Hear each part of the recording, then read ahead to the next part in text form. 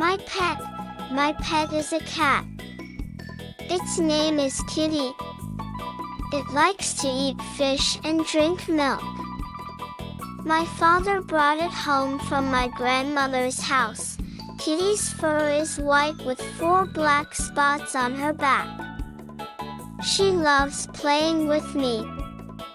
My mother doesn't allow me to keep Kitty near me all the time, but when I sleep, I keep her on my bed. When she is hungry, she bites our legs. When I go somewhere, she runs after me. She meows and licks my hand. Sometimes, I feel it would be wonderful if she could speak like us. Kitty often climbs onto our laps and falls asleep. I love my cat very much and pray for God's care over her.